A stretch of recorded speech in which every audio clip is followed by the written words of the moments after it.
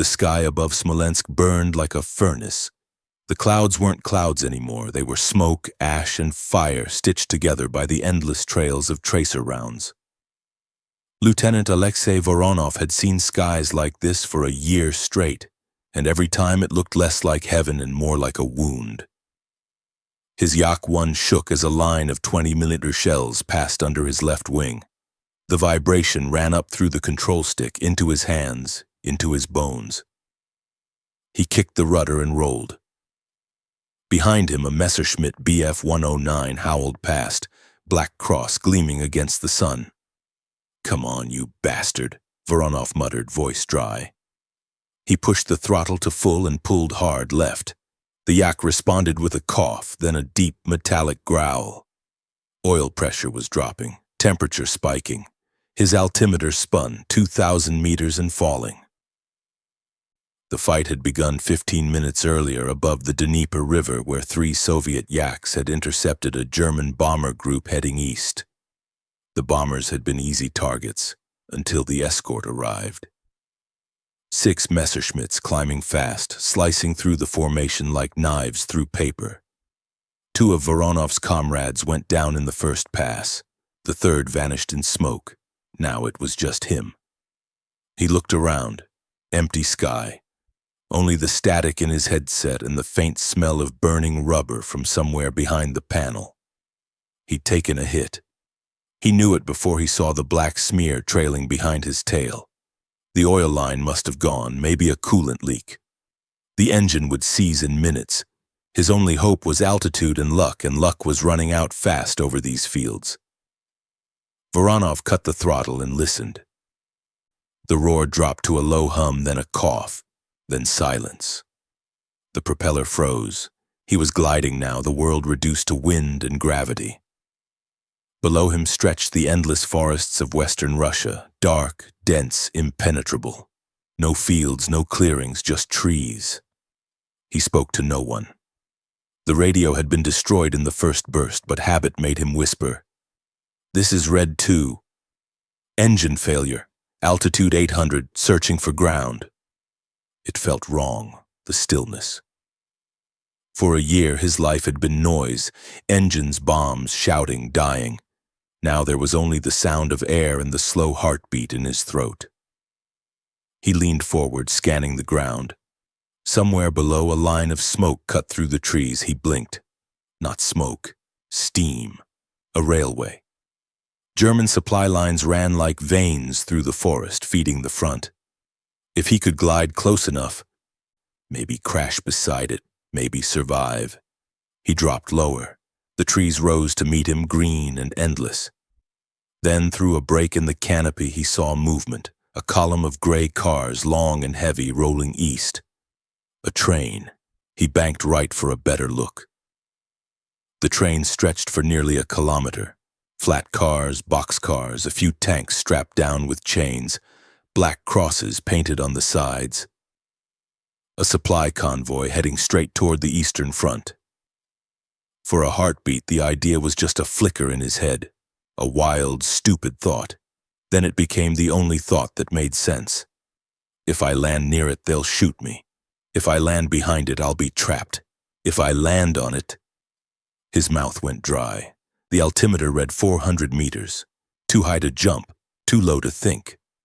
He trimmed the flaps, leveled the Yak, and whispered to himself, "You wanted a story, Alexei.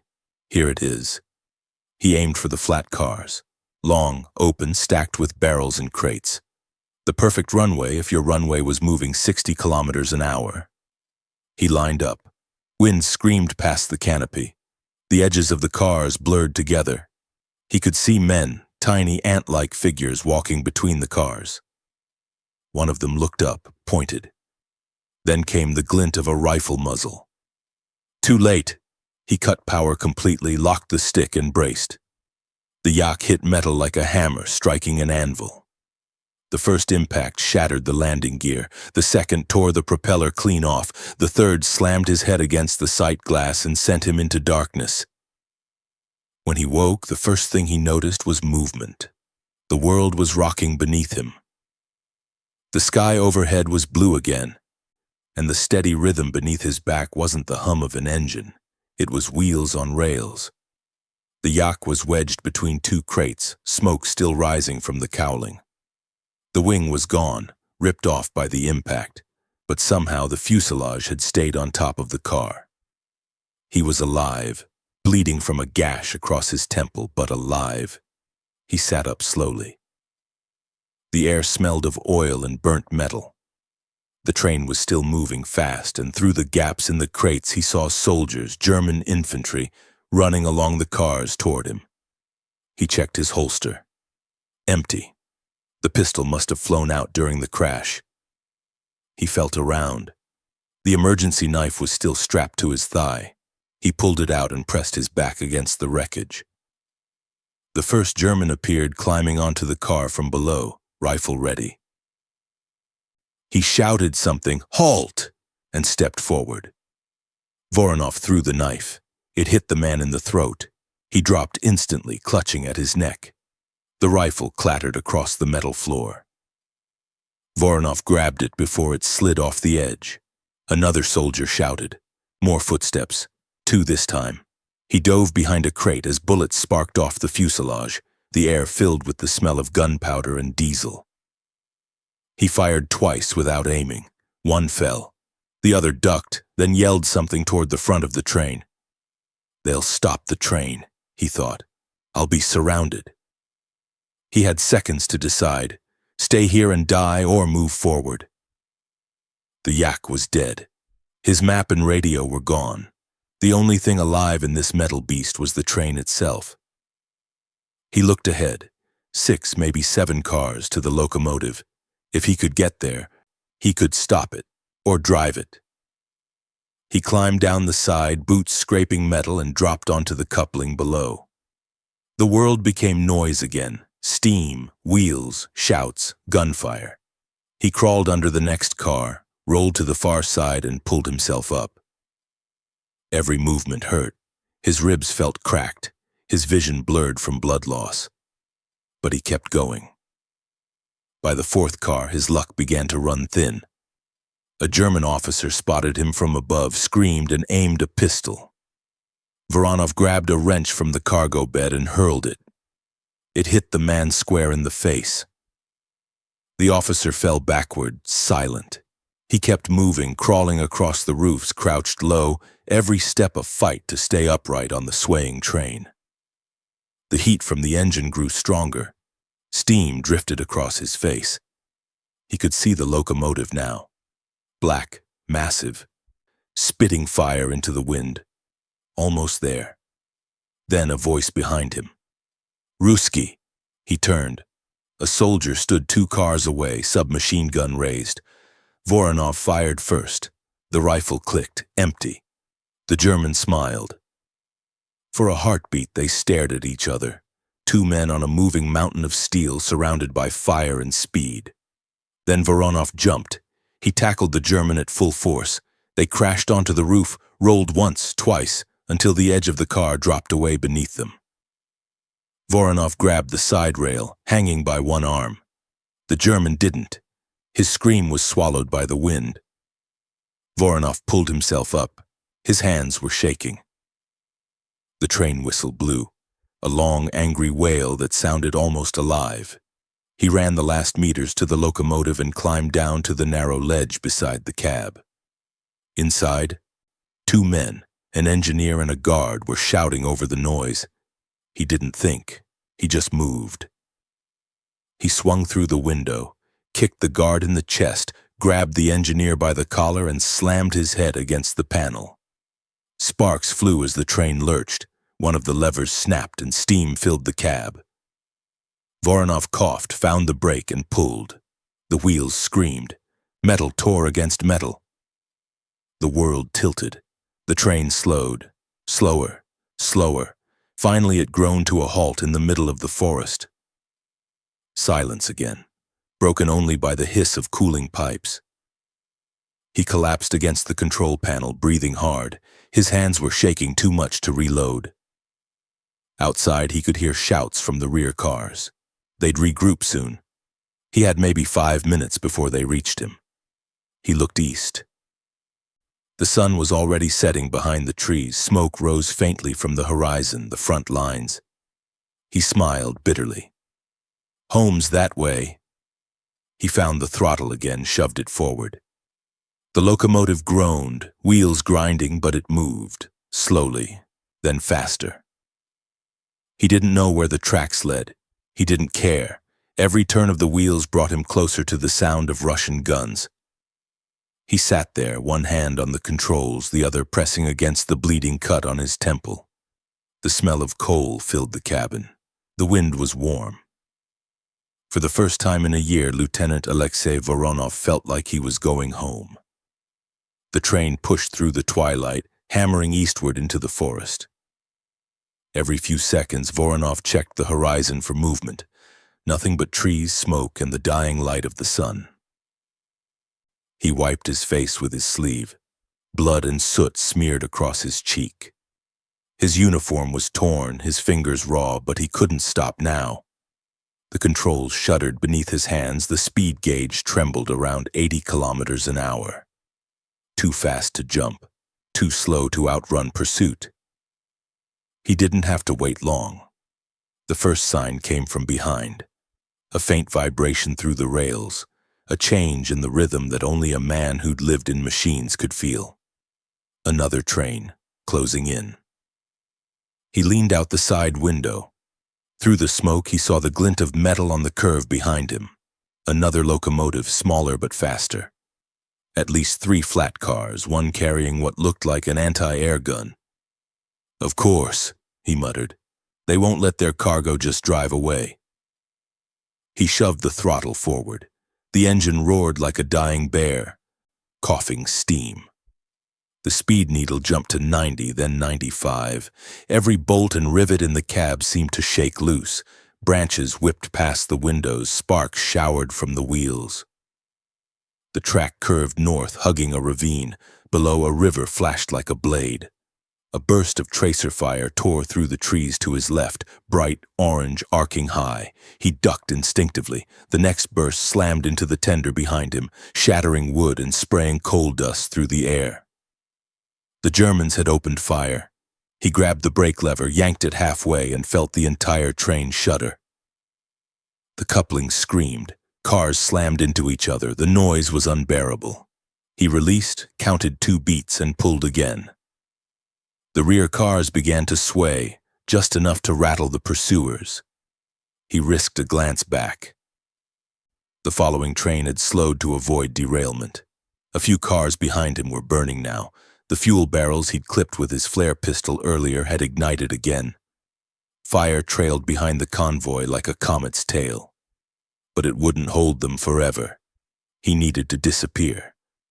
Voronov scanned the track ahead, searching for a junction, a siding, anything that might split the line.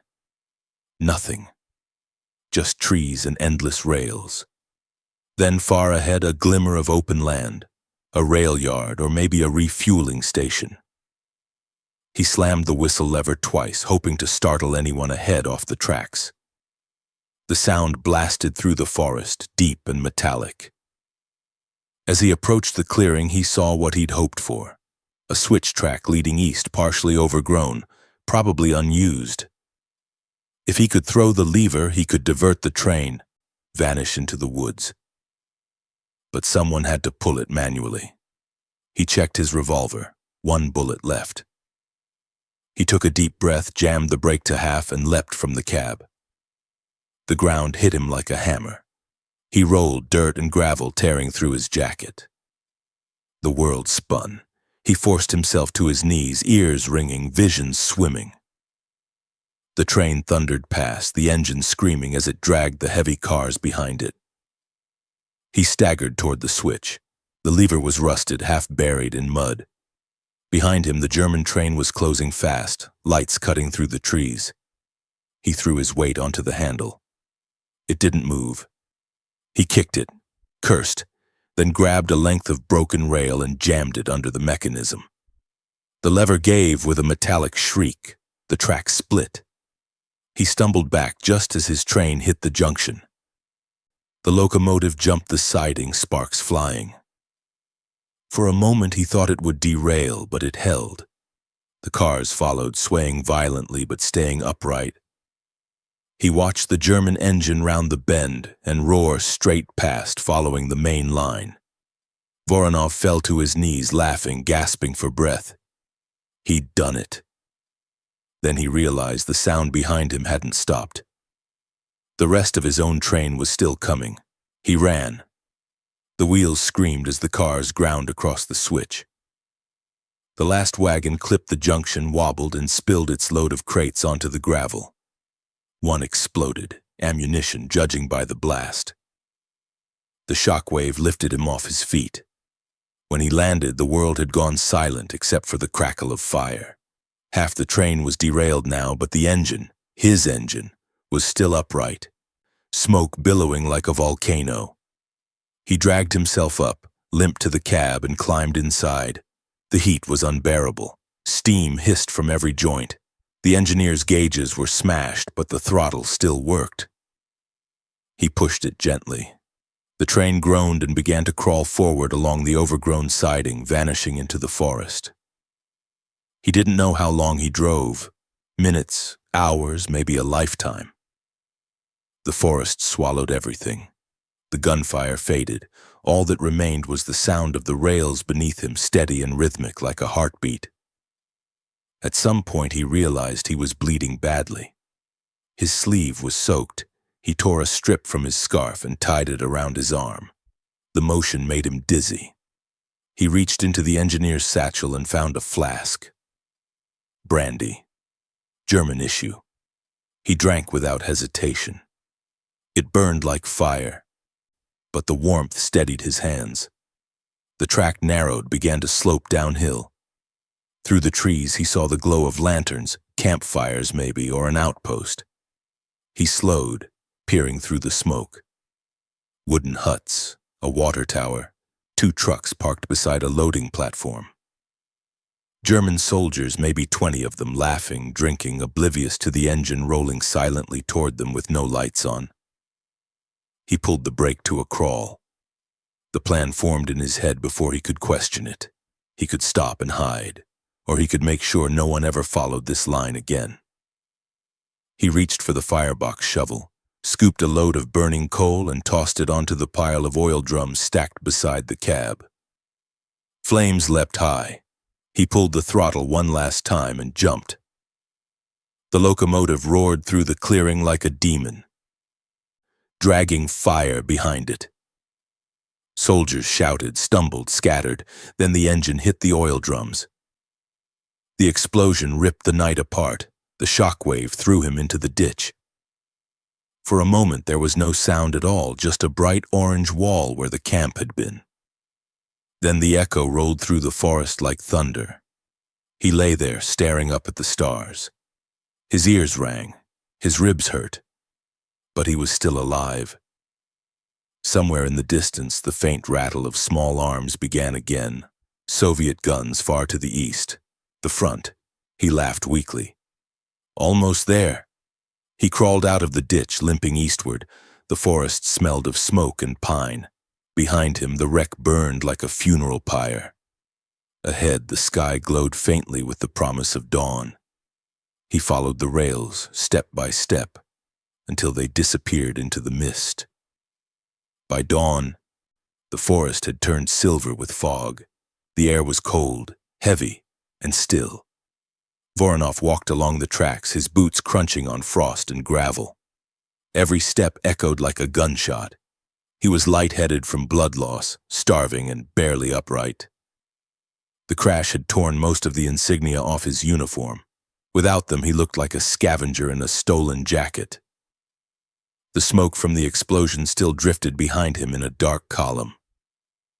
It marked his trail, but he didn't care. Anyone who followed would find only twisted metal and charred rails. He had no sense of time. He walked until the light changed, until the mist lifted enough for him to see the hills ahead. Beyond them lay Soviet lines. He could hear them now, the dull, distant rumble of artillery like a storm on the horizon. He stopped at a creek to drink. The water was cold enough to sting. When he looked up, he saw something move in the trees across the bank. A figure, then two. Voronov froze. They were soldiers, gray-green uniforms, helmets. German? No. The silhouettes were wrong. Broader coats, different rifles. He raised his hands slowly. Tovarishchi. The first shot hit the dirt near his foot. Hold your fire, he shouted, voice cracking. Soviet Air Force, Yak-1 pilot. The soldiers spread out, cautious. One of them shouted in Russian, "Drop the weapon." He didn't have one. He just stood there with his hands up, swaying. Two men waded through the creek and grabbed him. They threw him to the ground, rolled him over, searched him for papers. When they found the German map book in his pocket, their expressions hardened. "Where did you get this?" "From a train," he said. His voice was barely a whisper. "Which train?" "The one that used to be behind me." The sergeant looked back through the trees toward the column of smoke. "You're saying you destroyed a German supply train, alone?" Voronov nodded. The soldiers exchanged glances. One muttered something about a spy. Another said, "Command will decide." They dragged him toward their camp, a small forward position dug into the side of a hill. Mortar shells thumped somewhere beyond. The war was close enough to smell. Cordite, mud, fear. A major sat behind a makeshift desk of ammunition crates. He was clean, sharp-eyed, the kind of man who'd seen too much to believe in miracles. "Your name," he said. "Lieutenant Alexei Voronov, 14th Guards Air Regiment. Your unit was wiped out 2 days ago. How did you survive?" "I didn't. I fell out of the sky." The major said nothing. He studied Voronov's torn jacket, the burns, the blood. "You claim you escaped behind enemy lines and returned on... what? A train?" Voronov nodded again. The major sighed. "You understand how that sounds." "Yes, Comrade Major. I also understand I'm alive, and so are you, because that train isn't bringing ammunition to your enemies anymore." The tent fell silent. Outside, the faint whine of incoming shells began again. The major stood, walked to the entrance, and looked east. When he turned back, his voice was softer. "If you're lying, we'll know soon enough. Reconnaissance planes will confirm it. If they find a locomotive still burning near the junction west of Smolensk," Voronov said, "tell them to look for a Yak. It's on the last car." The major's eyes narrowed. Then he nodded. "Get this man to the medics." They carried him to a field hospital dug under the trees. A nurse cleaned the blood from his face, stitched his arm, and gave him morphine. The last thing he saw before sleep was sunlight cutting through canvas and the faint reflection of his own cracked goggles on the table beside him. When he woke again, it was night. The guns had moved farther away. The nurse returned, smiling. "They found it," she said. "The train, just where you said. The wreck's still burning." Voronov closed his eyes and exhaled. For the first time since the fall, he let his body go still. 2 weeks later, he was standing on the same airstrip where he had taken off, staring at a brand new Yak-9 painted with a red star so bright it looked almost alive. His bandages were hidden under his flight suit. The doctor said he wasn't ready to fly. The commander said he didn't care. They took a photo that morning. Voronov in front of the plane, goggles on his forehead, smoke still rising from the wrecks behind him. The photo ended up on a bulletin in Moscow with a caption that read, "Courage has no altitude." He never talked about the train, not officially. Reports reduced it to a line in a footnote. Pilot returned after forced landing, destroyed enemy supply assets. That was all the world would ever know. Years later, long after the war, Voronov lived in a small town near Novgorod. He repaired tractors, fixed radios, and spent evenings by the river. His neighbors knew he had been a pilot, but few knew his story. One autumn night in 1982, a journalist came to find him, a young man writing about the forgotten battles of the Great Patriotic War. He asked what really happened that day. Voronov smiled, poured 2 glasses of vodka, and said, "You wouldn't believe me if I told you. Try me." He looked out the window where a train was passing in the distance, its wheels humming against the rails. The sound made him close his eyes for a moment. "I remember the rhythm," he said. "Not the fear, not the fire, the rhythm.